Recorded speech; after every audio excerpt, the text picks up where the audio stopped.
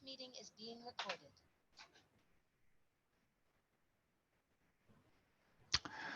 Right. Well, the presentation this evening is the second part on fire safety.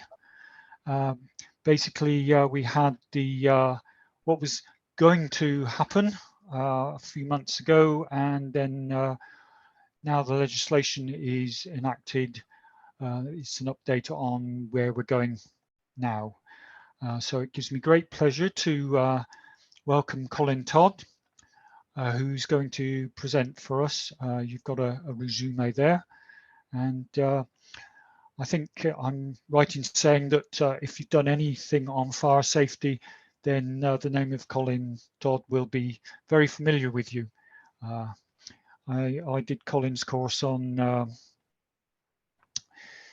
fire risk assessment, which I found thoroughly enthralling and useful, but obviously with the the Grenfell disaster and what's happened, then maybe that's something which we need to look at, but I'm sure Colin will cover that. Over to you, Colin. Okay, good evening, everybody. Let me try and share screen. And with a bit of You're luck. already sharing. Yep. Oh, am I? Yeah. Oh, that's right. Sorry. Yep. Is that okay? Yeah. Yeah, that's fine. Okay, that's fine. As the chairman said, this is by way of a bit of an update. Previously, I came along and discussed with you what was anticipated, what was coming along.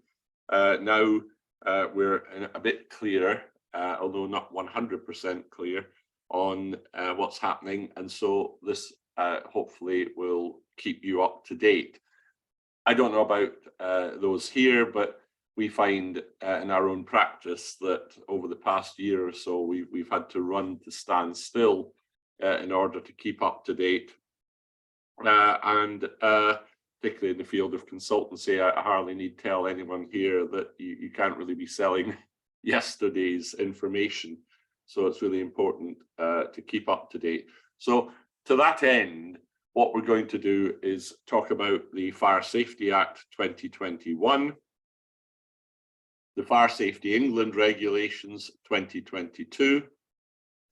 Then to be entirely up to date, I'm going to highlight the two, what for me are two key amendments for new buildings, aside from the cladding, which I see as a sort of a separate issue in its own right, but two key amendments to approved document B under the building regulations, which take effect from December, which is it tomorrow, the day after. The Building Safety Act, I always feel a bit of a fraud talking about the Building Safety Act because there's so much in the Building Safety Act that I tend to concentrate for my own professional purposes on the bits that we need to know in the practice.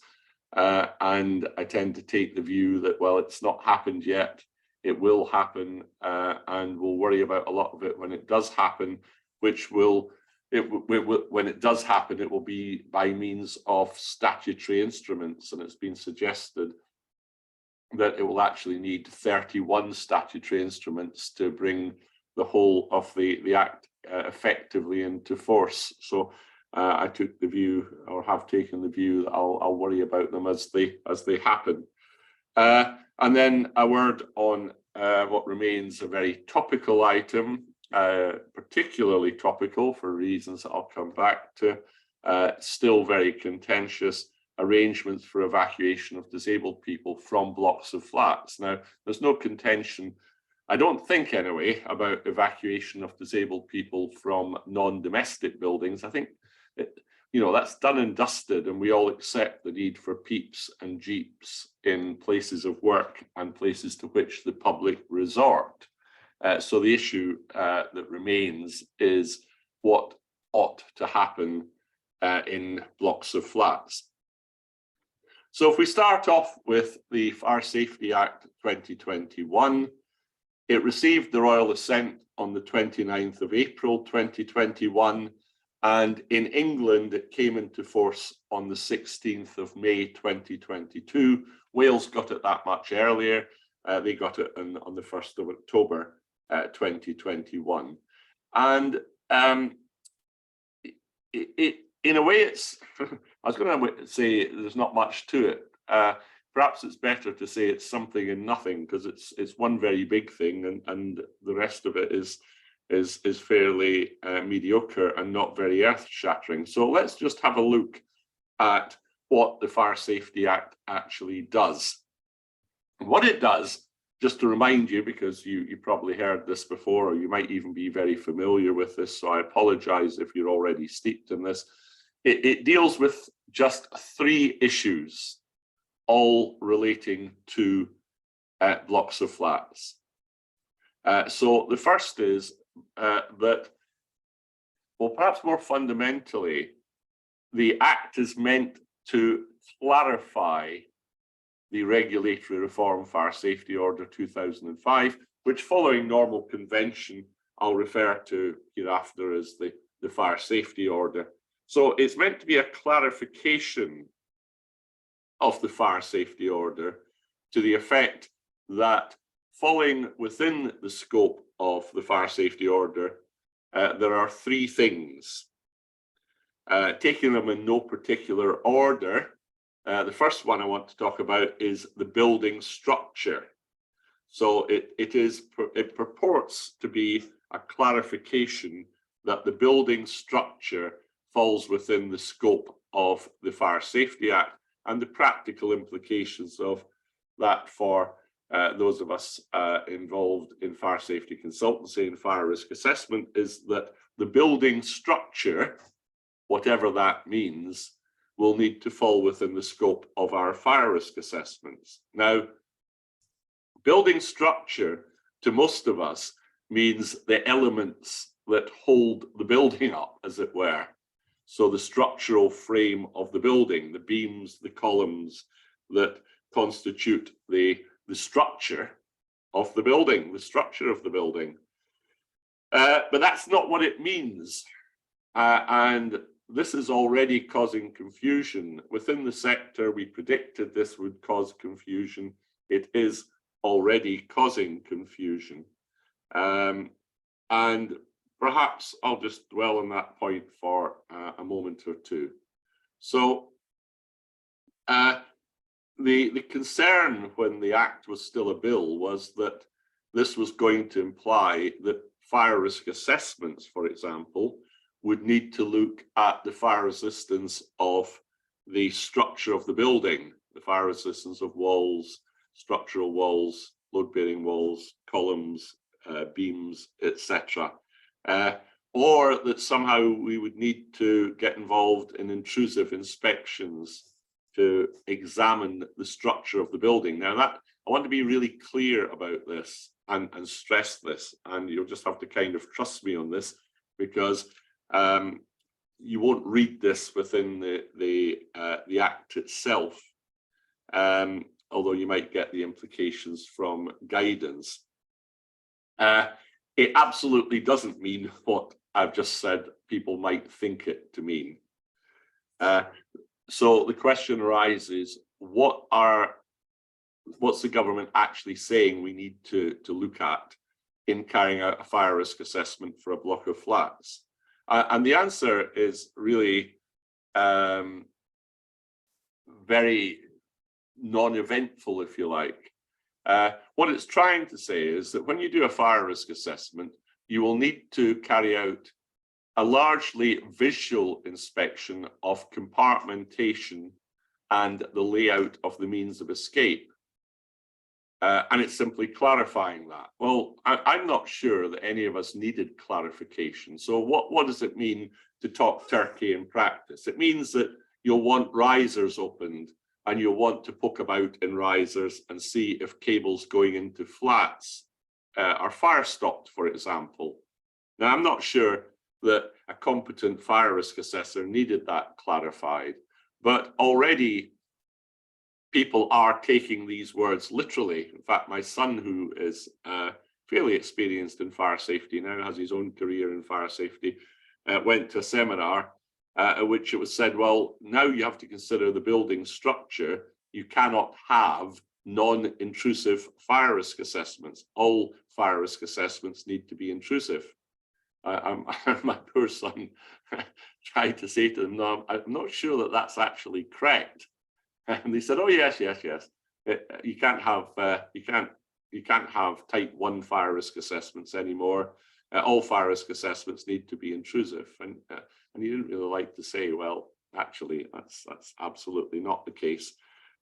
Now, you may need evidence because particularly if people are taking it literally to mean the structure, you may need evidence that it actually doesn't mean that. And there are 3 elements of evidence, or there will be ultimately. So for the moment, there are fact sheets on the Fire Safety Act, which are available on the web, and they don't suggest that all fire risk assessments need to be intrusive. Perhaps more importantly, because a lot of my work is involved in as an expert witness, and so I always tend to think, what am I going to show the court? How am I going to demonstrate this to the metaphorical court if push comes to shove? And a very strong bit of evidence in that respect is a statement by the then Fire Minister, Lord Greenhalgh, to Parliament, to the House of Lords, because he sat in the House of Lords as Fire Minister. And he made it very clear that people were worrying at the bill stage as to what this meant, and that it might need structural examination of the building. As his words, as closely as I can remember them, are, I can assure my noble lords that this is not the case. And he went on to say that, more or less what I've just said, that it will be very rare for there to be a need for any form of intrusive inspection. And Lord Greenhalgh said it is legitimate to take it that the structure of the building was designed correctly, which effectively means designed in terms of its fire risk assessment. And the only reason for an intrusive inspection would be if the fire risk assessor believes that there is a need to go beyond the scope of the non-intrusive fire risk assessment because there's some justification or telltale signs that might warrant that. Now, occasionally that can happen. You know, you might open a riser and see the steel structure of the building uncovered and find that it's clearly hasn't been protected.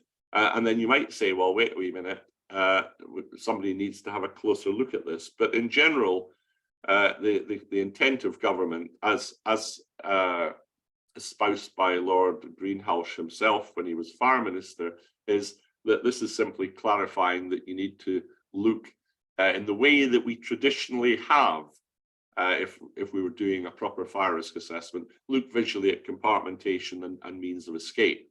So that's almost just maintaining the status quo, I think. I'll be interested if anybody has a different view on that, but that's how I see it.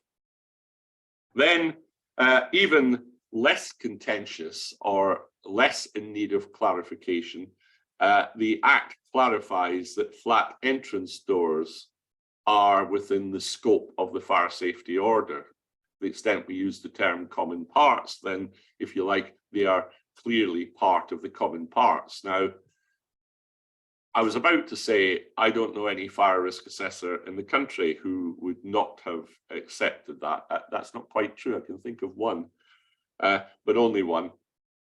And I believe every competent fire risk assessor would have always known that not only are flat entrance doors part of the common parts for the purpose of the fire safety order and within the scope of a fire risk assessment, they're probably the most important part of what you look at.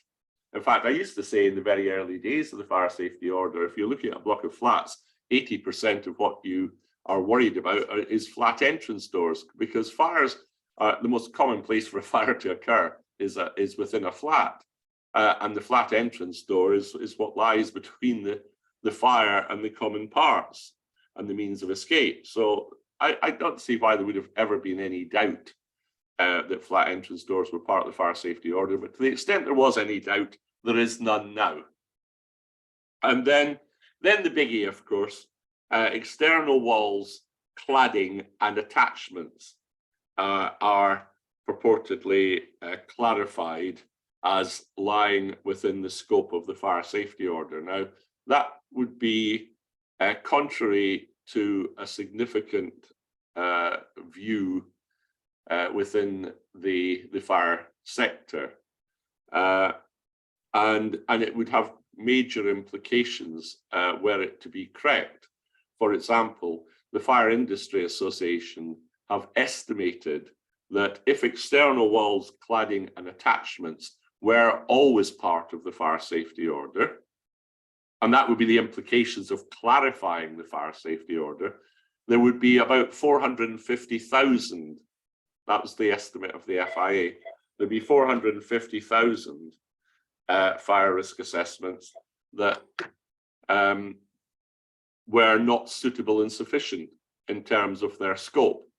And you will find, again, I always think of where to get the evidence that this is not really a clarification. Well, the Fire Industry Association have published a guidance note on this very subject, and the guidance note is really quite bullish in refuting the suggestion that external walls, claddings and balconies and the likes were always part of the scope of the fire safety order. The Fire Industry Association, largest trade association in Europe, represents many large fire risk assessment companies, take the view that this is an extension of scope. And that guidance document, although it is on the FIA website and prepared by the FIA and leading companies within the FIA and other outside experts, including a review of the whole guidance by a very experienced fire safety lawyer, a lawyer specializing in fire safety, who has actually verified that the guidance note is legally correct. That's available to the whole public. All guidance notes produced by the FIA, although obviously as a trade association, their prime role is to look after members with guidance and information. I can say as a board member of the FIA, we are entirely happy to make that guidance available to anyone, because the role of the FIA is to make the world a safer place from fire, not just look after members. So if anybody wants to download that guidance note from the FIA website, you will find it on the FIA website. You might have to struggle a little bit because sometimes it's difficult to find things, but if anyone has a difficulty finding it and really wants it, I can either send them the document or give them a link. So the idea of clarification is refuted within a large part of the fire sector. And the only other thing the Fire Safety Act does is it gives a new status to so-called risk-based guidance. What's all that about?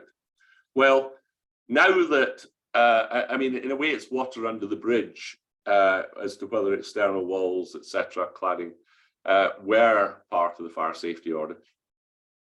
It might not be water under the bridge because it might result in all sorts of implications for existing fire risk assessments. But if we put that to one side for a minute, there is no doubt in the future that, or from when the Act came into force, that this is the case. And the problem is, where are you going to find people who are, first of all, competent to examine the external walls in terms of their fire performance? And if you take that cohort of people who are competent, now you have to consider those within that cohort who are willing to look at external walls. And the cohort has now got a bit smaller. And our own practice, for example, have no interest whatsoever in offering a service looking at external walls, whether we're competent or not. And then you take that cohort of people who are willing to look at external walls and consider what numbers amongst them are actually insured under their PI cover to look at external walls. And again, the cohort has got yet smaller. And government are very, very well aware of this. The fire sector made them well aware of this at the bill stage and said, well, fine, you can make the external walls part of the fire safety order, but fire risk assessors, the typical fire risk assessor, will not be competent to look at the external wall. And the guidance of the FIA to fire risk assessors is to exclude the external wall from the fire risk assessment. Now, we're on version 2 of that guidance, and the second version rose back a little bit because we don't want people with walls that are quite clearly of traditional masonry construction and perfectly adequate fire performance. We don't want these people lumbered with the cost of getting a specialist in to look at it, and taking that specialist away from looking at buildings that really have got hazardous cladding. And so the guidance is slightly modified in the latest version to say that, listen, if it's a traditional masonry wall and you're quite clear about that, do not tell people it complies with the building regulations today or the building regulations at the time the building was built. But on a risk basis, it's reasonable to say that you can move on, as it were, that you don't consider this to constitute an undue risk. But anything else, with any modern buildings, with cladding and so on, there would be an expectation, certainly by the FIA, that the fire risk assessor will say, well, you'll need to get a specialist to look at this. Now, I've just tried to explain that the number of people who will be competent to do that it's a relatively small number. So it will be years, not months, but years before, sorry, I just should have put my phone on silent. The landline that's beside me, let me try to do that. Apologize for that. Got to work out how to do it, which is not simple. Easier just to hang up.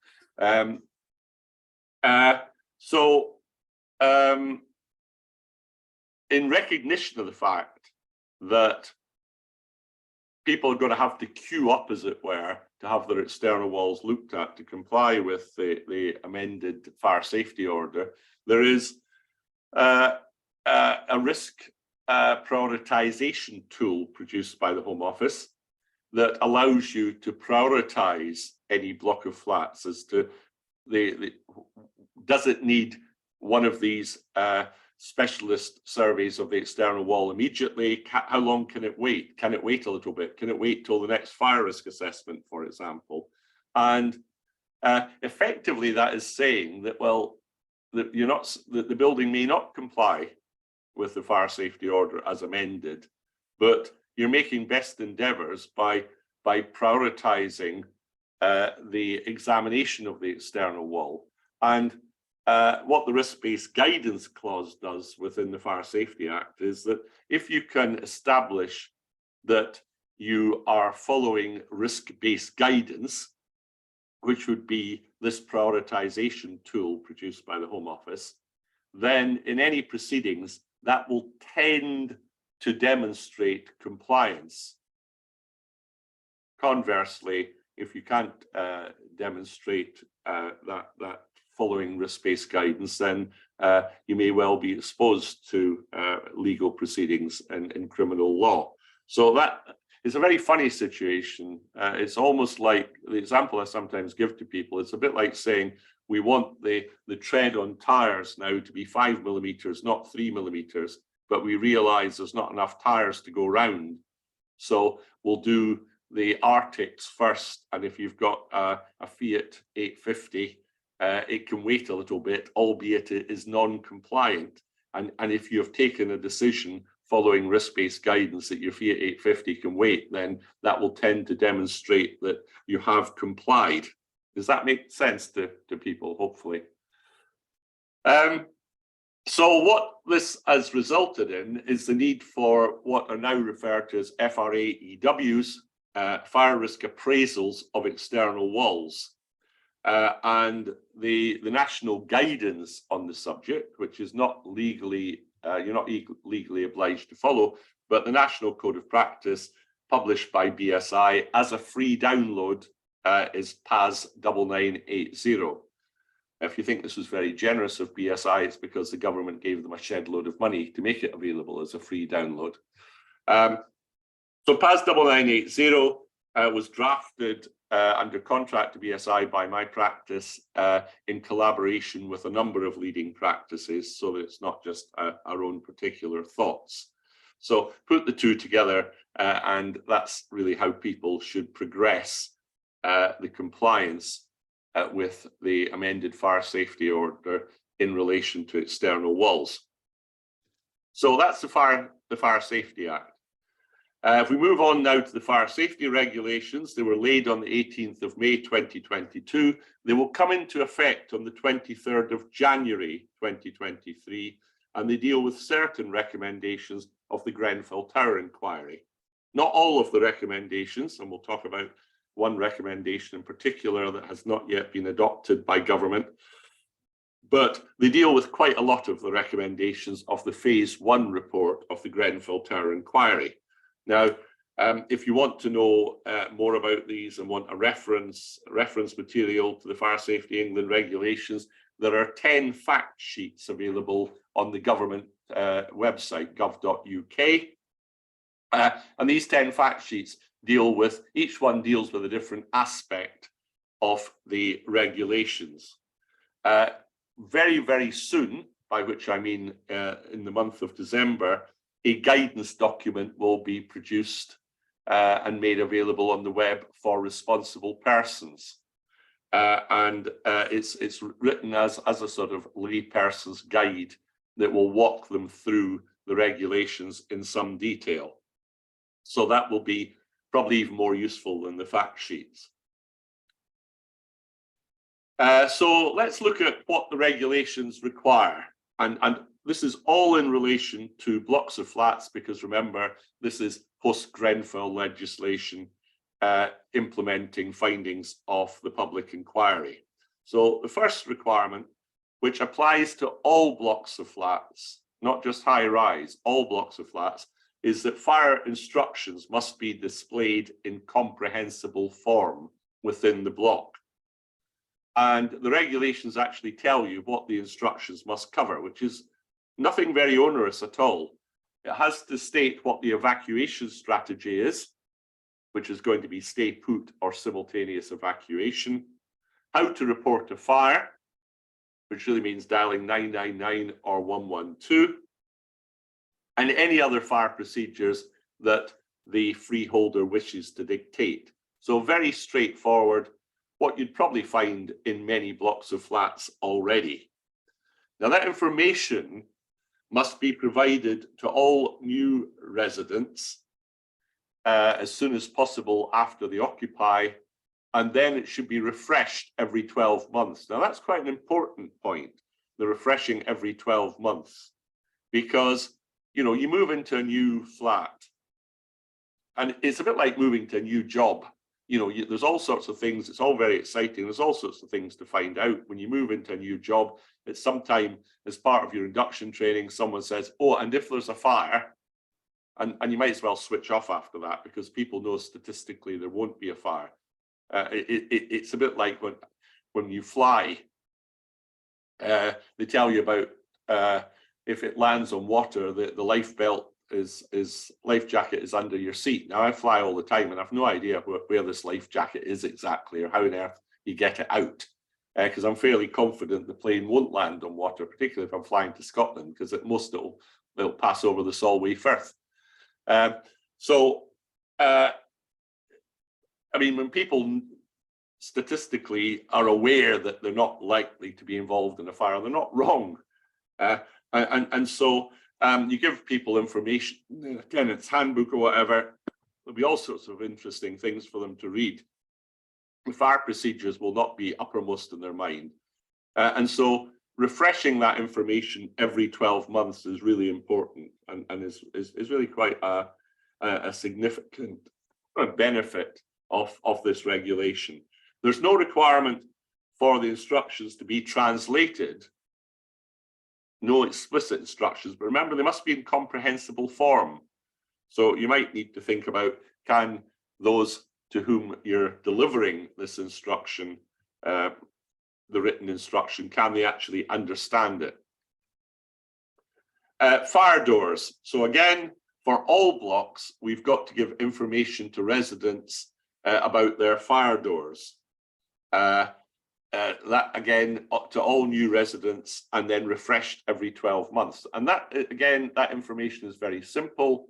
It's telling people to report any problems with their flat entrance doors to the responsible person, and not to tamper with self-closing devices, which is really probably the most practical thing to tell people, because people don't like self-closing devices and they do interfere with them. I think we've probably all come across that. But so that's for all blocks. You've got to give information to residents about fire doors. But for blocks over 11 meters in height, then the responsible person has to make best endeavors to carry out annual checks of flat entrance doors. That is quite onerous. I would imagine that this will need court orders in some cases, with kind of awkward leaseholders who don't want to give the freeholder the facility to do these checks. We know this already happens with the annual gas safety check in some tenanted flats, that it's quite difficult to get access. So it's not going to be one visit where someone can go around all the flat entrance doors and hope to be able to check them all in one go. It will need multiple visits. It'll probably need a bit of persuasion, might even need court orders. The fire doors and the common parts, much simpler to check. And so the requirement is to check these every 3 months. Now, again, the practical point here is that the government do not envisage or intend even that these checks should be carried out by specialists who have specialist knowledge of fire doors and examination of fire doors. Quite the opposite. The intent is that someone like a caretaker with very simple instruction should be able to do these checks. So they're very simple, they're visual, and again, very soon there will be guidance published by government on checking fire doors in blocks of flats, and it will be a very practical guidance document telling people what is required, which is basically to make sure that visually it's undamaged, and that when you open it to a small angle, the door will close under the action of the self-closer and overcome the resistance of any latch. And that's fine, because that makes sure that you don't have to build up momentum before the door rumbles towards the latch and then has enough momentum to overcome the resistance of the latch. But also, you need to open it really at right angles and let it go to make sure it doesn't catch on the floor on its journey. But these are very simple checks. They'll be very quick to carry out, and they can be carried out easily by non-specialists. So it's not really that much of a burden in engaging people specifically to carry out this work.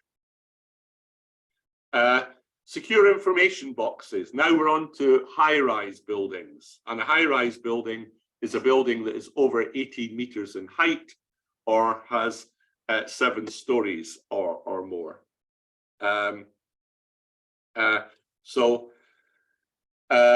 Sorry, more than 7 stories. So that's the definition of high rise. It's defined within the regulations. Let me just tell you the exact wording, because I think this is quite important for people. Regulation 3, it is, of the regulation specifically tells us what a high rise building is.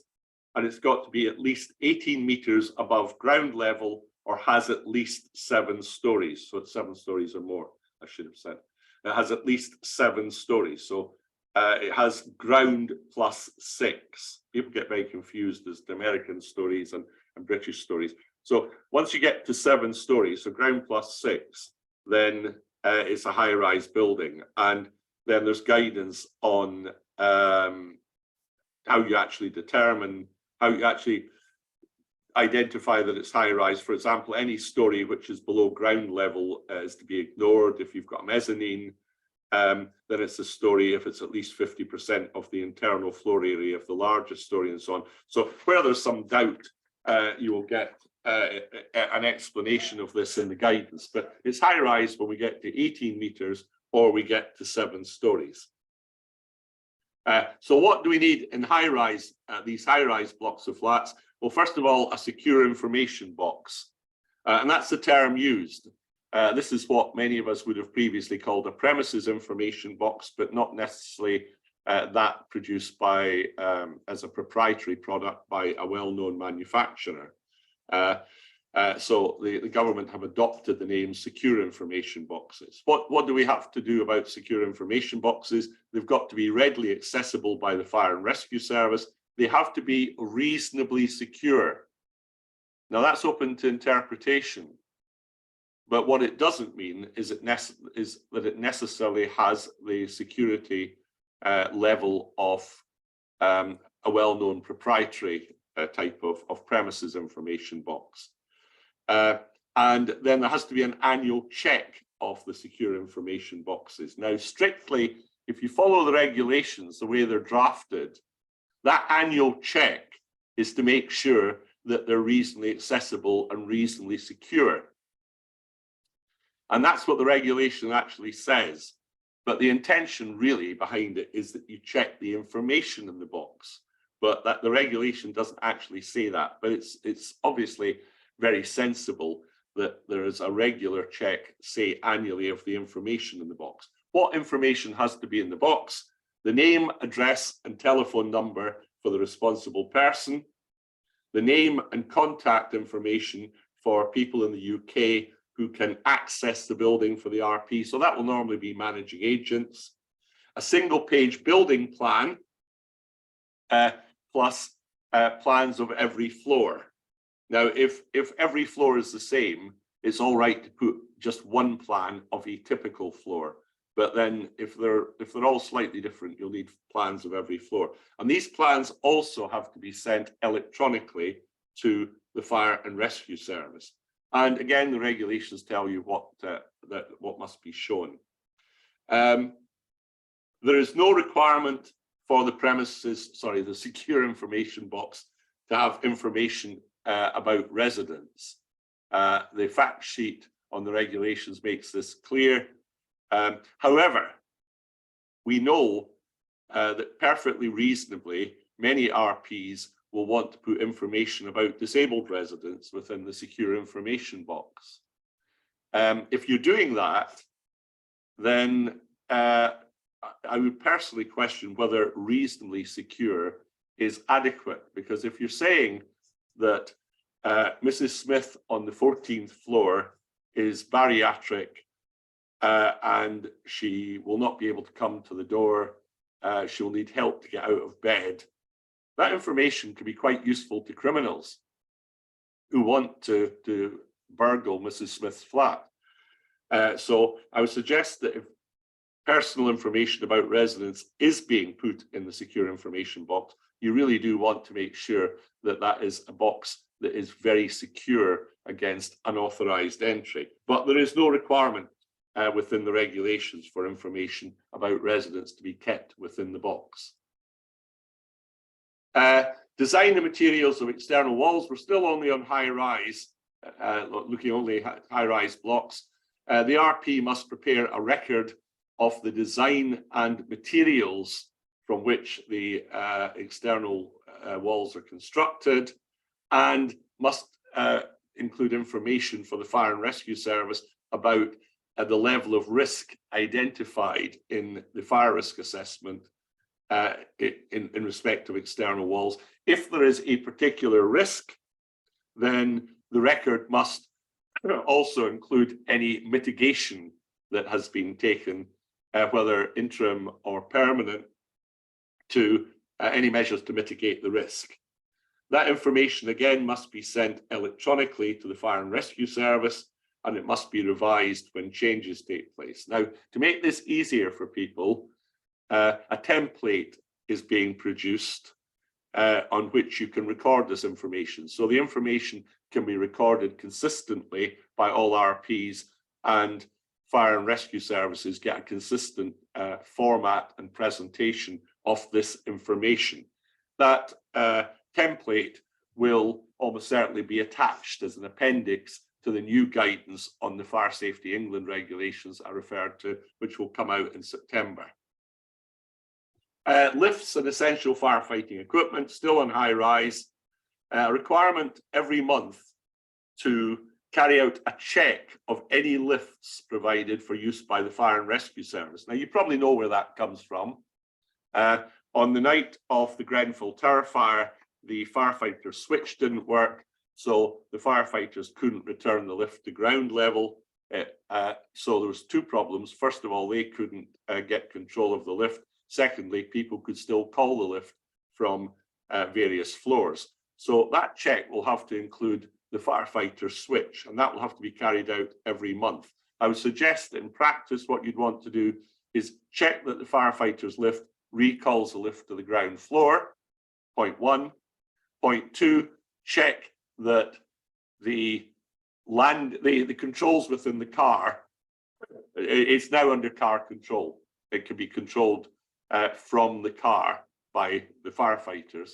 And then it's probably worthwhile just doing a third simple little check to make sure that the lift can't be called from any floor. And again, guidance on the Fire Safety England regulations will say something about this. This is any lifts that are intended for use by the Fire and Rescue Service. It doesn't matter whether it's an old style fireman's lift, a more modern firefighting lift, or the most modern firefighter's lift, because there's three different types of lift. So it's important that RPs actually know what sort of lift they've got. But in any case, they do need to carry out a check every month. Similarly, a check every month of smoke control and fire suppression systems. Any automatic fire detection in the block, that could include automatic fire detection that's going to trigger the smoke control system. Evacuation alert systems, if they are there, need to be checked every month, but not test operated, because the new evacuation alert systems are being put in to blocks of flats to allow the Fire and Rescue Service to trigger an evacuation of any floor that they want. They should not be tested on a routine basis, so that people actually never hear the sounders operate. And then when they do operate, they will know that it's not a false alarm, it's not a test, it's serious. So there should not be routine testing of evacuation alert systems. And any automatic door release mechanisms. Now, actually, it says automatic release mechanisms operated by automatic fire detection. So that would be magnetic door holders. I would suggest it's probably a good idea to do a monthly check of electronic locking on the entrance door to blocks, but that's not strictly what the regulation says. If there are any faults, these need to be reported electronically to the Fire and Rescue Service on discovery if the fault is going to last for more than 24 hours. And thereafter, the repair needs to be reported to the Fire and Rescue Service. And information on these checks needs to be recorded and kept available for residents if they wish to see the checks have been carried out. Wayfinding signage, again, comes from not just Grenfell Tower, but fires before that, but Grenfell Tower, problem for the firefighters orientating themselves, knowing which floor they were on. So for high-rise buildings, there will be and this is retrospective, that they will have to be installed retrospectively in high-rise blocks, signs showing the floor number and the flat numbers on that floor. And these need to be visible within the stairways, on the landings. And when you open the firefighter's lift or fireman's lift, whatever lift is intended for use by the fire service, when the lift doors open, you should be able to see that, those signs. There's a detailed specification for the signs within approved document B, because they will now be required from December for new buildings. So there's a very detailed spec. So the Fire Safety England regulations don't need to include the spec for the signs. You can go and read that in ADB, but that is very detailed. It tells you the font and the size and so on. The one thing is they don't need to be photoluminescent. I just mentioned that in passing because under Scottish building regulations, they do need to be photoluminescent. Now, by way of summary, or to find a very good summary of the Fire Safety England regulations, this little infographic resides on the National Fire Chiefs Council website. And it's really good. We've made a copy of it, and our own consultants can just shove it in their top pocket, because if you're talking to the responsible person and trying to tell him or her what's coming, then the danger is you think, oh yeah, well, there's information for residents, there's the checks for lifts, and you're liable to forget something. And so this little infographic, I think, is really, really useful, a very valuable document or infographic produced by the National Fire Chiefs Council and available on their website. I mentioned that there was changes to approved document B coming into effect in December, and I said I'd ignore anything about external walls for new build. But for new build, there will be a requirement for these secure information boxes I talked about in blocks of flats over 11 meters in height. Now, you notice a difference. For retrospective provision, it's high-rise blocks, which will be over 18 meters or 18 meters and over, or 7 stories and over. But for new build, the requirement is more onerous. It'll be blocks of 11 meters or more. And then the evacuation alert systems, which I've just spoken about, will be required for compliance with requirement B5 of the building regulations, will be specified by approved document B for blocks over 18 meters in height. The Building Safety Act will come into force in phases, as I said. It will start with high-risk residential buildings. There'll be, or is, a new building safety regulator within the HSE, headed up by a Chief Inspector of Buildings, who's now been appointed, Peter Baker. Many of you will know, because there was a lot written about it, that the original Building Safety Bill required building safety managers to be appointed. However, that was dropped after pressure from leaseholder groups, pressure on the minister to drop the requirement for building safety managers. A number of so-called early adopters have already appointed building safety managers, but there is no requirement for them under the Act as enacted. However, you still have to have some sort of method of managing all the requirements of the Building Safety Act. And someone's going to have to do it. So I'm not suggesting that the early adopters who appointed building safety managers are going to make them all redundant, but there is no legal requirement in the Act for building safety managers. But there is a requirement for building safety cases for occupied higher risk residential buildings. And already people are asking for these building safety cases to be put together. And my own view is, it's not clear enough what a building safety case comprises to actually do that. It's probably still a year away before building safety cases have to be produced. And again, this is retrospective. This is not just for new build. It's for higher risk residential buildings. And it will not be limited to fire. It's fire and structure. And structure in this case does mean structure. So it will probably need more than one discipline to produce these building safety cases. HSE have produced very, very broad guidance on building safety cases, but until it's much clearer as to what a building safety case comprises, personally, as a practice, we're leaving them well alone. Some people have tried sending their building safety cases into the new regulator to say, is this what you're looking for? And the building safety regulators, well, they've sent some back and said, no, it's not, this isn't good enough. But their official party line is, we are not in a position yet to advise people as to whether they're suitable or not. It's too early. An important section of the Building Safety Act is section 156, because that will amend the fire safety order. And that will come in probably in the first half of next year, I would guess. So that's one to keep your eye on.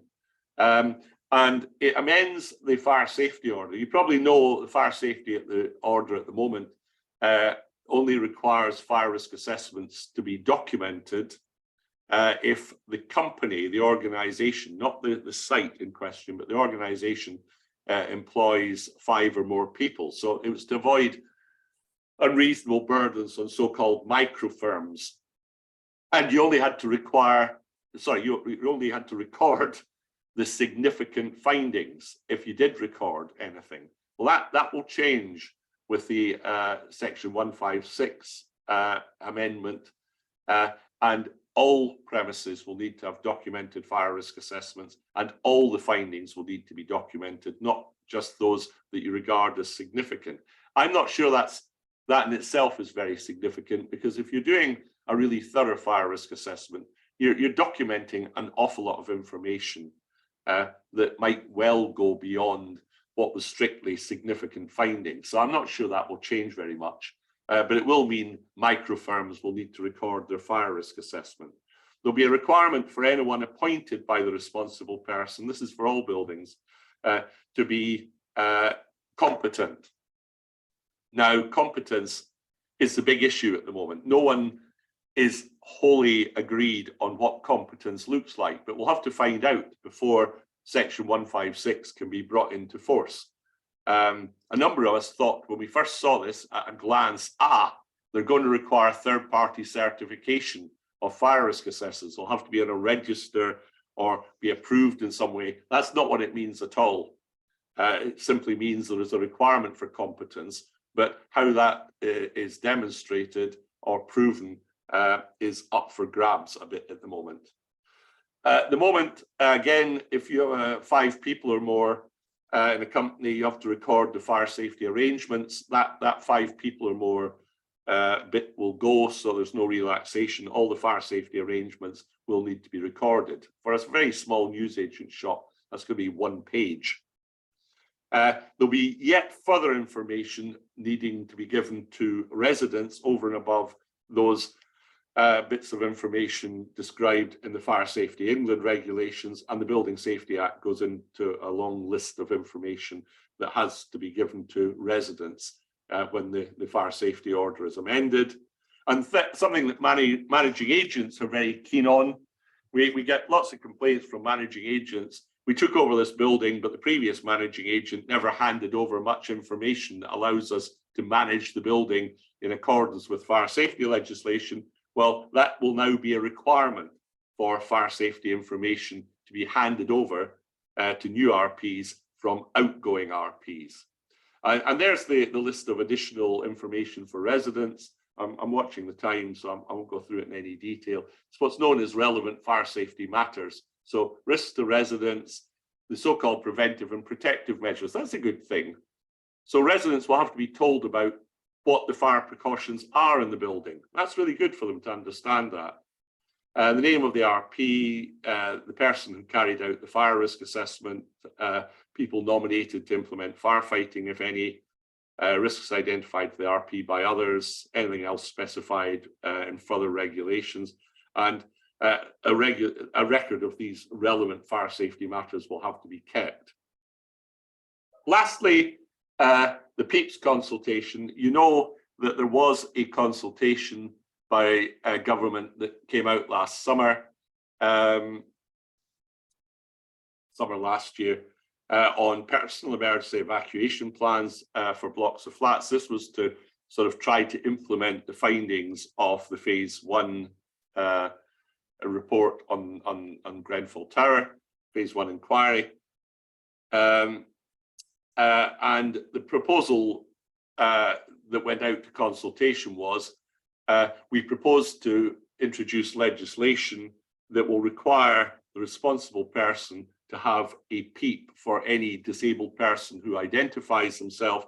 And then the sting in the tail was, and that PEEP must not involve intervention of the fire and rescue service.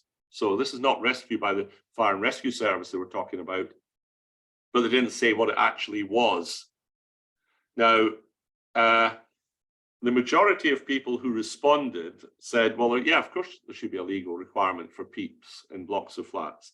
The problem that government was faced with was no one could tell them what one of these looked like, what a PEEP for a block of flats actually looks like, what it comprises. And in the government's response to the consultation, they noted that people were using the term PEEPs, that not in the sense that they were talking about in the consultation. So people were putting information in the premises information box for the fire and rescue service. And government's view was, or the Home Office view was, well, that wasn't the sort of PEEP we were talking about. So they said that people are calling different things PEEPs, but nobody has been able to demonstrate a PEEP to us that does not involve the provision of staff in the block of flats. Some people responded by saying you can do this with a group of friends and neighbours who will go and assist the disabled person. The response is fairly dismissive of that and notes that everybody who responded on the subject of neighbours and friends expressed concern about such an arrangement. So the Home Office say they're fairly confident that they captured the thinking of RPs, they consulted with the housing sector, they consulted with the fire sector, and their finding was that there was no evidence that anybody had implemented a PEEP without staff, unless you were counting an arrangement for rescue by the fire and rescue service. So they said what people were calling PEEPs were not really PEEPs in their terminology. And they noted that there was real concern expressed about workplace type PEEPs that involve assistance to disabled people, because that's standard practice in the workplace. And they said a lot of concern was expressed about how you could ever do that in a block of flats. And the minister expressed the concern again in the House, and he said that the concern was that PEEPs for blocks of flats were not, in terms of as far as the Home Office could see, practicable. How would you actually do it, and how do you get disabled people out before the fire and rescue service get there? Proportional to risk. How do you manage this without having a load of staff there all the time, 24 hours, just in case you need an evacuation of a major nature? And they're not safe, was the government view. So consequently, the government took the view we're not going to make a legal requirement for PEEPs, and there'll be no requirement for information about disabled people to be kept in the secure information box. In fact, it was suggested in the government response that's not a terribly good thing to do. And there, I've almost finished. Three very important quotes from that consultation response. The evidence base for PEEPs is not sufficient to mandate their implementation in high-rise residential buildings at this stage. Mandating PEEPs as described in the consultation at this time could in fact have a detrimental effect on those with certain protected characteristics, and compelling RPs to administer PEEPs at this point could prove counterproductive because it could increase the risks posed to vulnerable people. So out they came with a new consultation on EEIS instead, Emergency Evacuation Information Sharing. Now, this new consultation would not apply to buildings with a stay-put strategy. It was primarily aimed at buildings that, for the moment, have got hazardous cladding, and that would require the information about disabled people be put in the secure information box. That consultation closed on the 21st of August, and the government analysis and response is awaited. And very finally, you're probably aware from the technical press that some disabled residents have taken the Home Office to a judicial review in the High Court for allegedly not implementing the recommendation of the Grenfell Tower public inquiry that RPs be legally required to prepare PEEPs for disabled people in high-rise blocks of flats. That was the recommendation of the public inquiry. Government, for the moment, have rejected it. They've not closed their minds to it, but they've said if someone wants to come up with a PEEP that will work, we're really happy to listen, but it'll have to meet the minister's three-step test, if you like. It'll have to be practicable, it'll have to be proportionate, and it'll have to be safe. That judicial review will be heard in the High Court in London on the 6th and 7th of December. So it's a matter of watching this space to see what the High Court think about whether the Home Office have followed due process by failing to implement the findings of the public inquiry in the light of the consultation response. And I apologise, Chairman, for having overrun slightly. That's fine, thank you, Colin. That was very interesting. A lot to get our teeth into, I think. There are a couple of questions in chat. Regulation 9, multiple occupied residential buildings with 2 or more sets of domestic premises with common parts need to provide fire safety instruction. Is this irrespective of height? Yes, the fire safety instruction is for all blocks of flats, that's correct. And then we have one for Scott, who... Sorry, just pausing there. It's not onerous at all. No. It's basically, remember what I said, it's only telling people, have you got a stay put or simultaneous evacuation strategy? And how do you call the fire service and anything else people are expected to do? And it's not unreasonable to expect that to be displayed and that information to be presented to residents. So it's a good thing to do. It's a good requirement. Scott's asked whether or not it's a good idea to have secure information boxes in schools in the education sector. I think it's a good idea to have whatever you want to call them, premises information boxes or secure information boxes in any building where you think that will be of value to the fire and rescue service. So buildings with complex layouts, buildings with vulnerable people that the fire and rescue service need to know about, buildings with fire engineered solutions and smoke control systems that the fire service might not be all that familiar with. I know they should do familiarization visits, but you don't know what crew's going to attend on the night, whether it might be from a more remote station and so on. So liaison with the fire and rescue service on whether that would be of value is a good thing to do. Thank you. I've got a couple. One is with respect to firefighting equipment. Mm-hmm. There's always been a debate about fire extinguishers, whether or not to provide them and whether or not to train everybody to use them.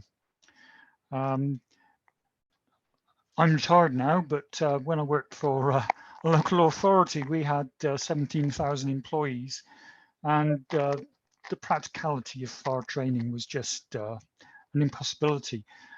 Do you have any views on firefighting equipment? I do, and I could go on all night. I've got lots of views about it. I think the first thing to understand, and we're talking now, we're not talking blocks of flats, we're talking, as the example you gave, non-domestic buildings, yeah? Yeah. The old idea that when I was young in fire safety, that, you've got a 20-story office building and there's a fire, and you don't go anywhere near it, and everybody evacuates, and you dial 999 and wait for the fire service, and now it's probably reached flashover, and you've got much more serious fire.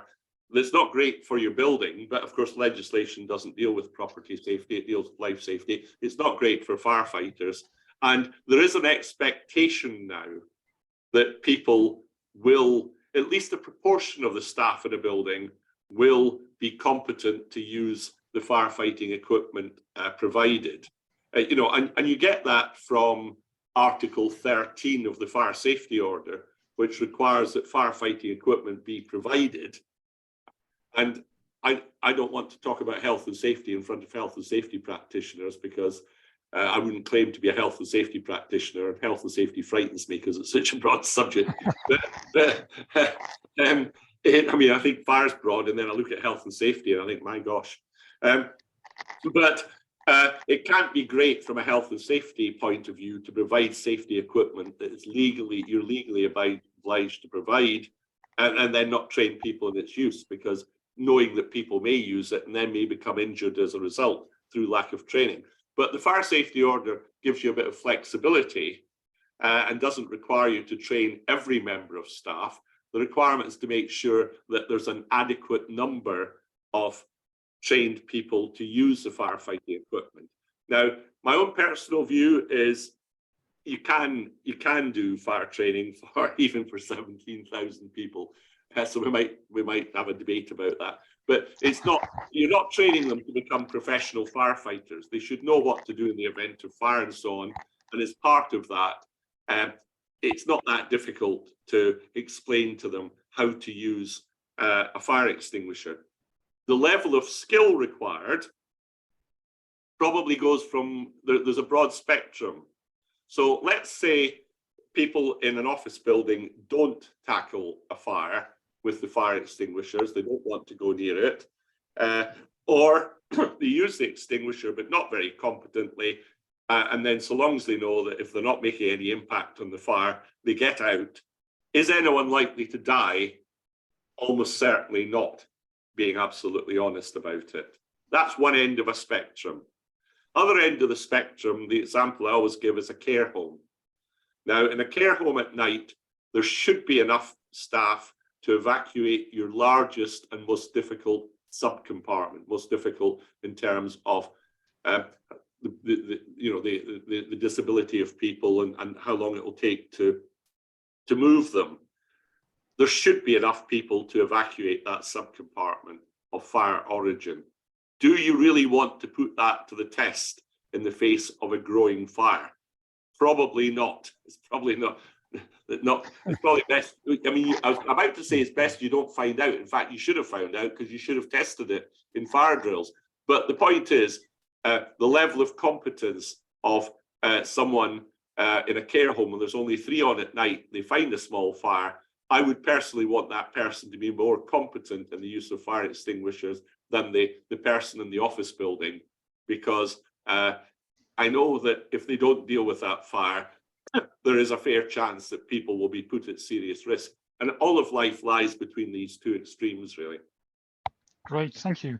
Very comprehensive answer.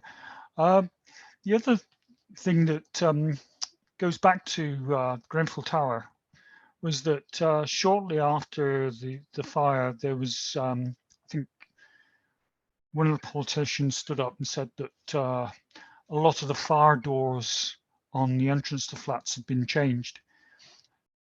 Has anything been included in any of the new legislation to address that?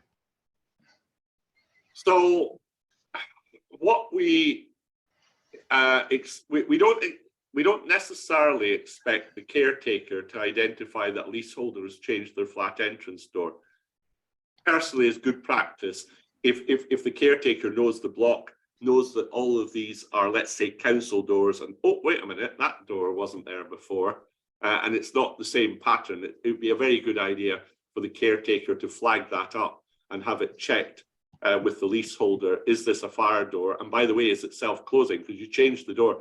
Did you put the self-closer back? But there's an expectation that risk assessors will also be mindful of this and are probably the best people to make the judgments. So I first started looking at blocks of flats for local authorities in London in the 1980s. I'd like to tell you I was 10 at the time, but sadly I wasn't. And we used to say, you know, when Right to Buy came in, it was virtually like a badge. So you walked along a corridor and you went council door, council door, council. Oh, wait a minute, he's bought his flat because he's changed the door. And it was like a sort of badge of pride. And that's fine, provided the leaseholder knows that they need it to be an FD30S door, and they need it to be self-closing. So there's a lot of liaison to be done with residents about, and this is where the Fire Safety England regulations, by giving people information about their flat entrance doors, will hopefully help the situation. But risk assessors, we emphasize nowadays, should be attuned to the possibility that people have changed the door, and that an investigation will need to be made as to whether that new door is FRSC, sorry, fire resisting and self-closing. Yeah, okay, brilliant. Thank you very much, Colin. We don't seem to have any more questions for you. So I'll say thank you very much for your presentation. And who knows, we might want to get you back at some point in the future. It'll be a pleasure. Enjoy the rest of your evening. Thank you, Colin. Bye. Good night. Okay, so what we'll just touch on is that